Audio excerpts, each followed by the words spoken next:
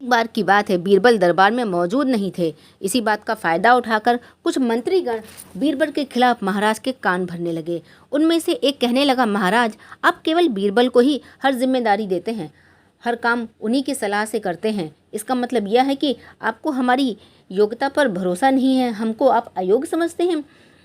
हम भी बीरबल जितने योग्य हैं।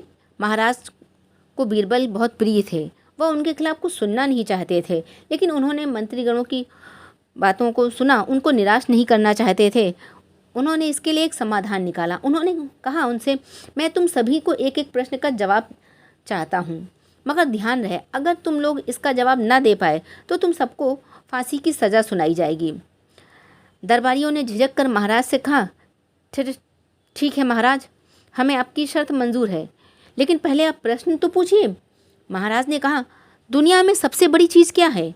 यह सवाल सुनकर सभी मंत्रीगण एक दूसरे का मुंह ताकने लगे। महाराज ने उनकी स्थिति देखकर कहा, याद रहे इस प्रश्न का सटीक उत्तर देना, मुझे कोई अटपटा सा जवाब नहीं चाहिए। इस पर मंत्रीगण ने राजा के इस प्रश्न का उत्तर देने के लिए कुछ दिनों की मोहलत मांगी। राजा भी इस बात को तैयार हो गए। महल से बाहर निकलकर सभी मंत्रीगण इस प्रश्न का उत्तर ढूंढने लगे। पहले ने कहा, दुनिया की सबसे बड़ी चीज़ भगवान है। तो दूसरे ने कहने लगा कि सबसे बड़ी चीज़ भूख है।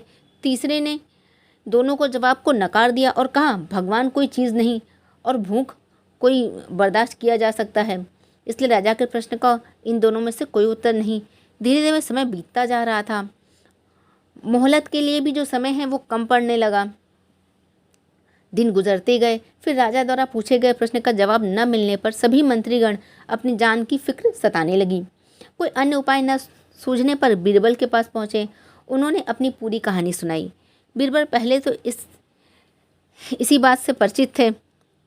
उन्होंने उनसे कहा, मैं तुम्हारी जान बचा सकता हूँ, लेकिन तुम्हें वही करना होगा जैसा मैं कहूँ। सभी ने बीरबल की बात मान ली और राज़ी हो गए। अगले दिन बीरबल ने एक पालकी का इंतज़ाम करवाया।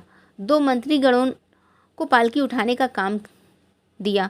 तीसरे से अपना हुक्का पकड़वाया और चौथे से अपने जूते उठवाए और स्वयं पालकी पर बैठ गए। फिर उन सभी को राजा महल की ओर चलने का इशारा किया। जब सभी बीरबल को लेकर दरबार पहुँचे तो महाराज इस मंजर को देखकर हैरान थे। इससे पहले कि बीरबल से कुछ पूछते, बीरबल खुद ही राजा से बोले, महाराज दुनिया की सबसे बड़ी चीज़ गरज होती है। अपनी गरज के कारण ये सब मेरी पालकी उठाकर यहाँ तक लाए हैं।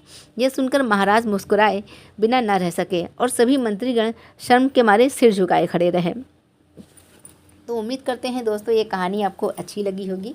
हाँ, अच्छी लगी हो तो कमेंट सेक्शन में लिख के ज़रूर बता दीजिएगा।